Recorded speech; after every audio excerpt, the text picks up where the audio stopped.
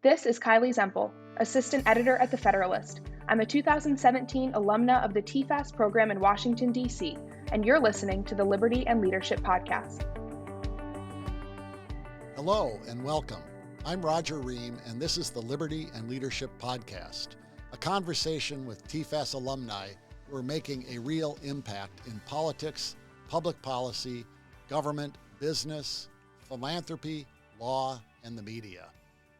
Today, I'm excited to welcome Joe Lai, a 2001 alumnus of the TFAS Economics and Public Policy program and a member of the inaugural class of TFAS Public Policy Fellows in 2007. Joe first came to D.C. to participate in the TFAS program during his undergraduate career at the University of California at Berkeley. He later earned a Master's of Arts from Yale University.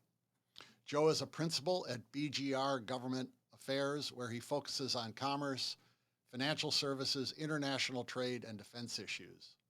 An expert on Senate rules and procedures, Joe served at the White House as a special assistant to the president for legislative affairs from 2017 to 2019. Prior to joining the White House, Joe worked in the U.S. Senate for more than a decade, most recently as legislative director for Senator Roger Wicker of Mississippi. Joe was elected in 2020 to serve on the TFAS Board of Regents. Welcome to the show, Joe. Great. Good to be with you. Well, let me begin, if I could, from how you first heard about TFAS when you were a student back at Berkeley.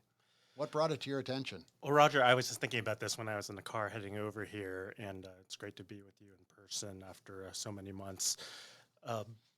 I did TFAS back in 2001, and that was the summer before 9/11. And if you think about all the developments in terms of technology and things, that was before the advent of the iPhone. So we were still using little flip phones at the time. And I was a sophomore in college, and one day I was just thinking about what am I going to do this summer, and I just went to my computer. It was like a desktop at the time, and I went to a commonly used search engine. This is before Google existed, so I went to Yahoo and punched in summer internships, Washington, D.C. into Yahoo at the time.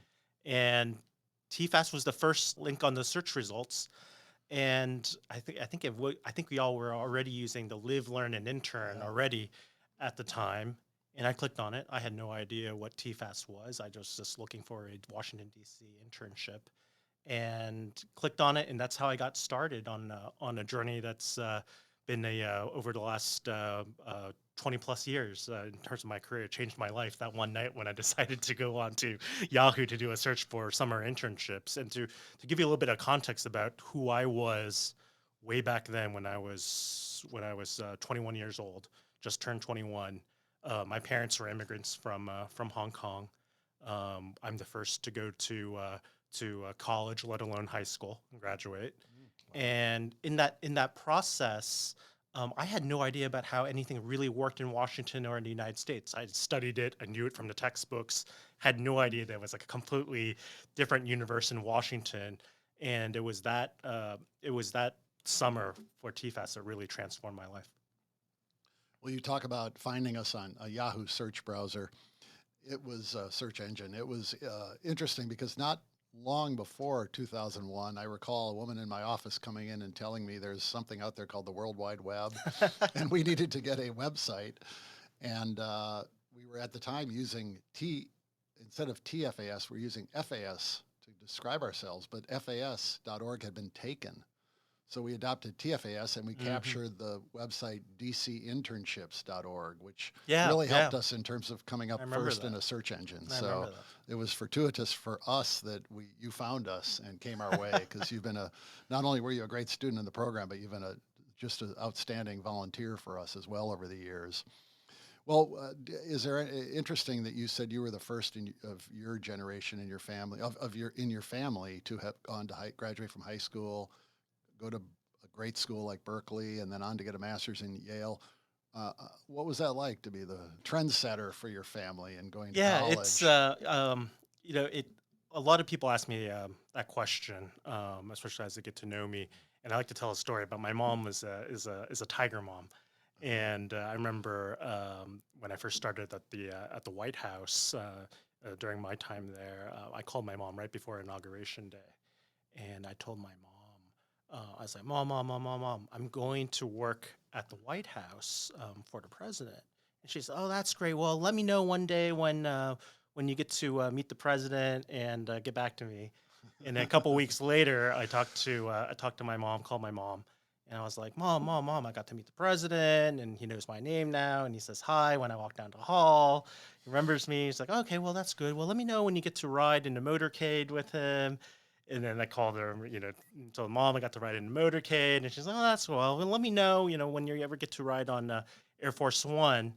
And finally, I called her once from my first flight on Air Force One, which is a rite of passage for everybody, where you pick up the phone and the operator gets your name and the number, and they call your mom for you, and then the operator says, please hold for Joseph Lai calling from Air Force One. So I got connected for my mom on Air Force One. I was like, Mom, I'm calling from Air Force One, and she's like, there's a little silence on the phone, and she's just like, when are you gonna get married and settle down? So, in short, I'm just saying, Still waiting for that there's a call, lot of right? high expectations from immigrant upbringing, where my parents came to the U.S. in the late '70s, and with essentially nothing, and built a very successful small business. And it's that constant search for new challenges, expansion, intellectual growth that's really propelled me to pursue my career in Washington. Let me ask you one other thing. You did our inaugural Public Policy Fellows program when you were fairly early in your Mhm. career. It was a little different program then than it is now, but you did that with about 15 other alumni of our programs. It was intended to help with career advancement and leadership. Could you reflect a little on that experience? Yeah, I think TFAS is all about bringing people together, bringing lifelong relationships, getting everything started there. And it was during our first conference as a fellow that I met some of my closest friends today. I think of one of my dear friends, Peter Feldman, who's now a commissioner at the Consumer Product Safety Commission, CPSC.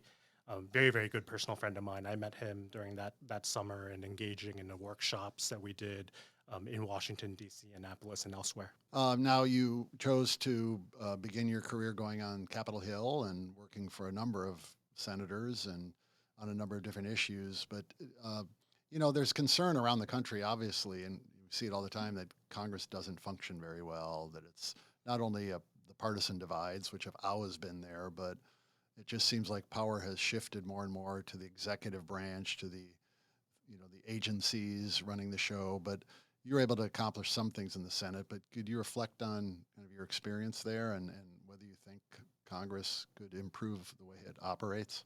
Yeah, I think, Roger, I think that's a great question, and especially amid everything that's going on in society and what's on the news today. I fundamentally believe that our founding fathers knew what they were doing in creating three separate branches of government, co-equal, and Capitol Hill continues to perform that function there in terms of robust oversight, controlling the purse strings most of the time, Yeah. And ensuring that we get laws passed and when we need to. Um, you're absolutely right. In the last 150 years, the executive branch has gained a lot of power, but Congress has always been there, acting on behalf of the American people to keep the executive branch in check, and I do believe that will continue. You made a decision to go work in the executive branch. Was that out of a sense of kind of frustration, or just, hey, here's an opportunity to really make a lasting difference through the policies that you could work on in the White House, because you were in the legislative affairs area? Going into 2016, 2017, I had spent about 15 years working on and off Capitol Hill, and I saw an opportunity to serve in January of 2017. And when I got the call that the president had wanted me to come aboard his team, I felt that a compelling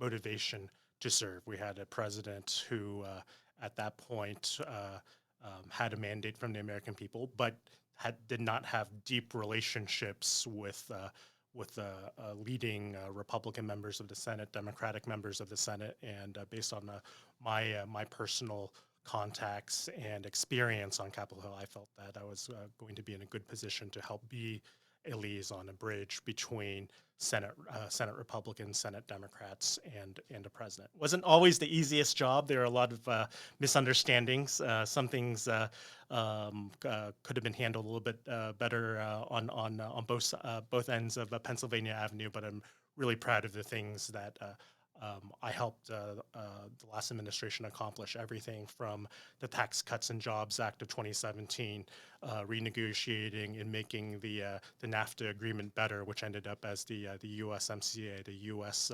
Mexico-Canada agreement. Now, the Tax Cut and Jobs Act, looking back in hindsight now, that obviously spurred just tremendous economic growth in our country.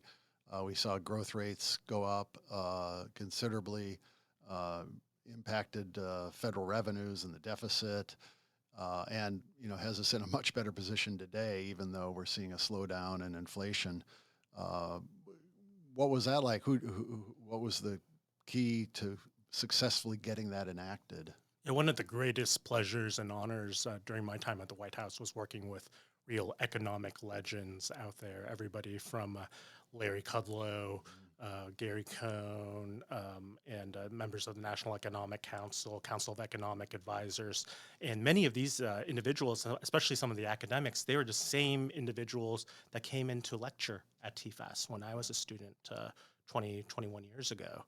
So it was just, I was just living the dream there, just interacting with all of these great, great economic, free market, pro-growth legends out there. I think about Art Laffer, and spending time and talking to him and getting advice from him on how to explain free market economics to people on Capitol Hill.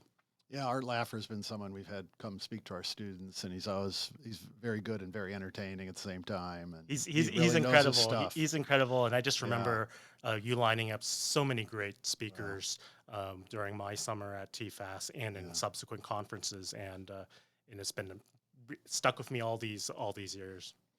Now, it was just a few years ago at our annual dinner, we had Senator Dan Sullivan there as the recipient of our Congressional Leadership Award, and you were kind enough to present that to him at the dinner. And I was so impressed with him. It was the first time I'd met Senator Sullivan from Alaska. Quite a background. How do you get to know him? Yeah, Senator Sullivan serves on some key committees that I was responsible for, especially in terms of key economic policies and international trade policies facing our country. And I worked really closely with him on a daily basis during my time at the White House to make sure that our national security policies, our trade policies, were completely aligned, since Alaska plays a pivotal role in the Asia-Pacific region. Yeah. Well, it was great having you participate and present the award to him at our dinner. It's always wonderful to have an alum of our program do something like that. It was absolutely my pleasure. And Senator Sullivan has this great background that I think all United States senators absolutely need, which is he served in the military. He understands the national security side. He went to some incredible universities and has that intellectual basis, and was also a business leader himself. So having that full experience, I thought makes him a very, very strong leader. And I think also, as well as his commitment to free markets, individual liberty, and the rule of law. Those three things just make him a great leader, and I hope that TFAS can continue that relationship with him going forward. Well, those you mentioned core values we teach: individual liberty, the rule of law, free market economics, all of which lead to human flourishing. Could we talk a little bit about leadership? You've had the chance in your career to work with some great leaders. You yourself have been in a leadership position so many times. What kind of things do you think make for a good leader that you've seen in your career? I think leadership means being honest about the truth, honest about facts, and being able to communicate that to the people you're working for, you're advising. And I think about Lee Atwater, the great political legend, had this phrase. He said, I want allies. I don't want flunkies. I don't want people just to say yes. And when everybody says yes because they're scared of the boss, that's not a good thing. And in my time on Capitol Hill and at the White House, strong leaders actually want to hear contrary opinions. They want to hear what people actually think. So I think one of the surest signs of leadership is being confident in yourself to tell the truth, tell people what they think when they're asking you for your opinion. When you're asking me for my opinion about something, I'm going to tell you what I think, not what I think you want to hear. Yeah, yeah. There's a saying, fake it till you make it, which I think is just an awful expression for how to get ahead in your career, and that really, studying and learning and obtaining knowledge is the way to be a Roger, strong leader. I was just thinking about this, in my time at the White House, you have to think about the age you're living in. You have to put yourself in a historical context. There's no backstop. There's nobody who's going to be cleaning up your mistakes when you're giving your opinion to your boss on a matter. It may be in a lower level meeting or a mid-level meeting, but there's no backstop. There's nobody to hide behind, and that's when you have to step up and you have to really think about where am I in history? Where am I relative to all the fundamental principles that that I believe in, that brought me to Washington? Those are the things that used to go through my mind all the time, and it's a really humbling feeling. Did you have the opportunity in school to study history? I was a history major. Okay, I wasn't aware of that. And when I thought I was going to be a history professor all my life, including my graduate school days at Yale, and quickly I realized that everything I wanted to write about was already written, and I ended up coming to Washington to pursue the path of public policy instead. Well, at least your background in history is what has helped you be that kind of leader who understands where they are at a particular time. Getting a little more into this idea of leadership, in the challenges you've faced in your career, you obviously had decisions to make of moving from one office to another, one from the Congress to the White House. What kind of advice do you give young people, the students in our program now? I had lunch with 6 students yesterday who, when asked, kind of what you want to get out of the summer, for all 6, it had something to do with trying to come to a better understanding of what career to pursue. They were interested these students were interested in international affairs, but they weren't sure, do I want to go into a career in intelligence or diplomacy or a private sector organization, public service? How would you advise young people who are, facing those decisions in the coming few years as to how to go about pursuing a kind of career in government or public service or in those fields? Yeah, fundamentally, Roger, I think you taught me this you probably don't remember this, but you gave the welcome speech on my first day when we moved into the old Georgetown campus, and you talked about getting out there, not having lunch alone, meeting people, always asking people for advice, asking them who else to talk to, and expanding your network. And then when you meet those people that that you've recommended to me, I'm going to ask them who else I should talk to. So I think it's that constant growth of your network and asking questions about how did you get here? What are the lessons learned?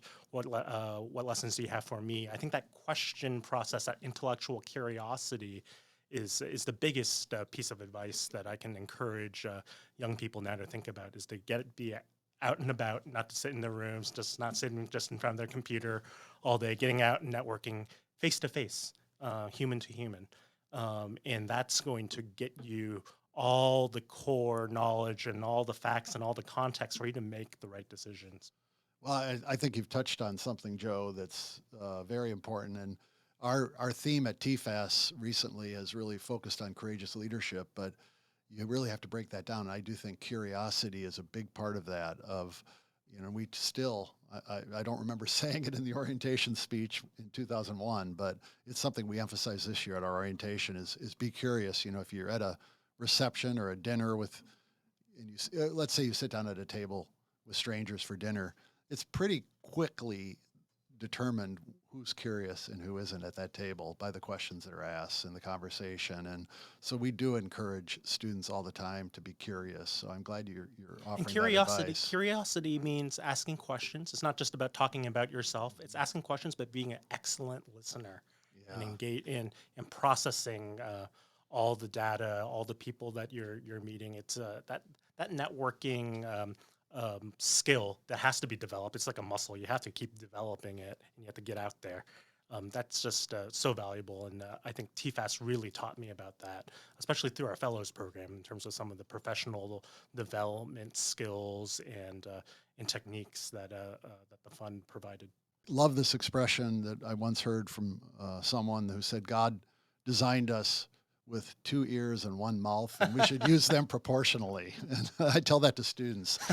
You learn a lot more from listening than to hearing yourself talk. You're now with BGR Government Relations, have probably a variety of clients and focused on the key issue areas I mentioned earlier: international trade, financial affairs. Uh, what is that like, leaving the Hill and public service, working for a company that's trying to help their clients kind of navigate the various hurdles and regulatory barriers and challenges of public policy in Washington? I'm really proud of my time at BGR. I left the White House in 2019 and joined a BGR group that fall. And at BGR today, I work with U.S. companies, international companies to help create a pro-growth economic environment in the U.S. that's about fostering entrepreneurship, innovation, and just capital formation, getting things done out there. And those are, if you really think about those core things, it really goes back to some of the academic foundations that we learned as students at the fund, which was free market economics, the rule of law, a predictable, transparent regulatory system.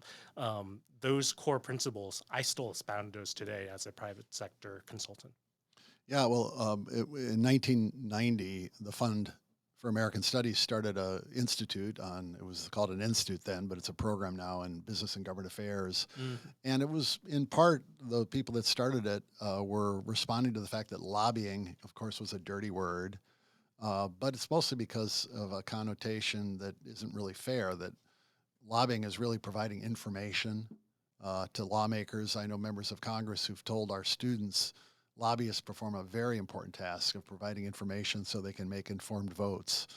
And, they can sort through whether information they're getting is heavily biased in one direction or another. But, I still think, we haven't overcome this bias that lobbying is a terrible thing. Do Yeah, you encounter that? yeah, the days of the dark, smoky rooms where there are back deals and over a cocktail, those days are long gone. I would say the value of private sector consultants like me, advocates like me today, is demystifying what's going on in Washington. We just talked about the executive branch. The executive branch has regulations and processes that are not transparent, that people don't understand at all outside of DC. Sometimes I don't even understand them. And somebody has to explain that to a job creator in Silicon Valley, to a manufacturing company in New Hampshire or Ohio. Somebody has to explain that to all these small business, medium-sized business, and big businesses that have to make decisions on massive investments and how to grow. When they don't understand what's going on in Washington, where sometimes you have unelected officials and processes that aren't fully published and transparent. So that's what I see my job as: demystifying Washington for people outside of the Beltway. One area that you've focused on and you worked on successfully in the White House was the area of international trade.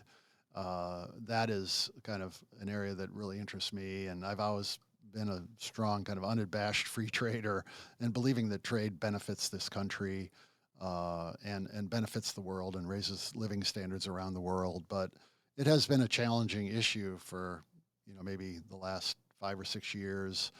Uh, Many people have been quick to try to promote economic growth through creating barriers to trade. But where do you think we are on that issue of international trade and a belief in free trade? Or do you see us still moving away from that and toward being a more protectionist country after many decades of kind of being the role model for free international trade? When I was first a student at TFAS, so right, that summer of 2001, it was the beginning of the Bush administration. We had just finished the Clinton 8 years of the Clinton administration, where there was a commitment to globalization and free markets that crossed from a Democratic administration into a Republican administration at the time. And what we see today is more of a popular backlash that I believe still continues, and it's up to us as champions for free markets to be able to effectively explain how free markets make for free people, and it's a real challenge, and I think what you're doing here at the fund is just so critical to forcing some of these young minds of today to really be exposed to newer ideas. And what I mean by that, and I know this personally, when I was a TFAS student, I came in with no real ideological bent. I wasn't a free market person. I wasn't any person. I was just a person who wanted an internship in Washington D.C. who found you on Yahoo. Yeah. And through my time at TFAS and in subsequent leadership programs, I really understood what free markets mean. I understood what free markets mean relative to socialism, what that meant to economic growth in Eastern Europe, Western Europe after World War II, what that means to the incredible economic miracle in South Korea after the Korean War. So that's what motivates me today. That's what I hope that future generations of students at TFAS will understand and be able to communicate that when they get out into the private sector beyond Washington, D.C. Well, yeah. Well, you'll be happy to hear the students I had lunch with yesterday. They're 2 weeks into the program this summer, and they were talking about what they were learning and studying in their economics class. And they were talking about having looked at the Index of Economic Freedom and learning that it's ideas and institutions that matter more than natural resources or the size of the population or technology in terms of determining whether a country's prosperous or not. So they're still focused on those issues internationally. And I feel in a way the generation before me and my generation, we grew up with Germany being divided in half between the communists and the free world. And that was just that stark example, like you mentioned, the Korean Peninsula, where you can just see right in front of you, the freer the country, the more prosperous it is, the economic growth. When you read that people in South Korea are several inches taller on average now than people in North Korea, you look at the satellite map at night, and South Korea is this bastion of light, and North Korea is in darkness. I mean, those examples are there, but we have to get them in front of students. And I feel like when we do present these things to students, they learn very quickly. So I think it's great that you got those lessons when you did TFAS as well. It stuck with me for 20 plus years, Roger. Now, you came from Berkeley, and you studied history at Berkeley. Berkeley has a reputation, but we do work with some professors at Berkeley who are solidly for, these ideas of individual liberty, the rule of law, and free markets. But I'm curious just about your Berkeley experience. Was overall, you probably learned a lot. It was a good experience. Berkeley is it's a large school. There's a lot of intellectual diversity there. However, it's easy to get into groupthink out in California. And it was, I came back from my that summer in Washington D.C. with the fund, and once I got back to Berkeley, I started asking myself. I didn't really verbalize it to my professors, but I started thinking about ideas a little bit differently. I started thinking about intellectually challenging my professor. I was like, did he get it right about X, Y, and Z? I will say that incredible. I had an incredible experience in California as an undergraduate, combined with some of the more refined critical questions that TFAS taught me to ask about myself. That ultimately made me a better public policy leader today. Well, I appreciate all the credit you're giving to TFAS, but you obviously were a critical thinker when you came, very intelligent, and So if we played a role in helping spark some of that, that's what we hope, and we try to do with all the students here this summer is tell them to ask questions, be critical thinkers, don't accept everything you hear at face value. So that's wonderful to hear. What can I ask? One question I'd like to ask as we close these Liberty and Leadership podcasts is similar to, in a way, what we've talked about, but advice you'd give to young people today as they go through school and prepare to enter on a career. And I might, because of what we've already said, put it this way, are you optimistic about the future and the world we'll be leaving, our generation will be leaving for future generations? Are you a pessimist? How do you kind of put yourself on that scale? That's a great question, Roger. I was actually just thinking about that the other day when I was going to a meeting downtown. I was stopped in traffic. I was in an Uber. I stopped in traffic, and for quite some time actually. And I was looking across the street. I was like, "Why are we stopped?" And I saw a presidential or vice presidential motorcade roll by, and I was just thinking to myself, I was like, how many places are there in the world where, not too long ago somebody can be inside the motorcade with everybody rolling around, and then not too long afterwards, you're on the outside just working in the private sector doing your thing. And I think that's just representative of our system does work. The system does function. It does self-correct over time. That's why I am very optimistic about things. A lot of people will have disagreements about whether or not the 2020 election should have gone a certain way, or if it was stolen or not stolen. But what we do know is that we have a upcoming midterm election this fall that's largely reacting to a lot of the economic policies that have been pursued over the last 2 years. Some, and voters will speak on whether or not things like energy and crime and other things are going to matter. But the process does work, and I think we'll see that this fall of the midterms, and we'll see that again in 2024. Well, that was very well said, and I don't think I can think of anything more we should talk about given that great statement of yours and that optimistic outlook. My guest today has been Joe Lai of BGR Government Relations, a TFAS alum from 2001 and a newly elected member of our Board of Regents. I'd like to thank you for joining us. Joe, I'd like to thank you for being our guest today. Thank you for listening to the Liberty and Leadership Podcast. Please don't forget to subscribe, download, like, or share the show on Apple, Spotify, or YouTube, or wherever you listen to your podcasts.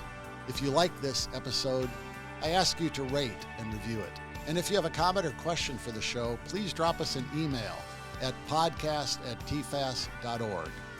The Liberty and Leadership Podcast is produced at K Global Studios in Washington, D.C.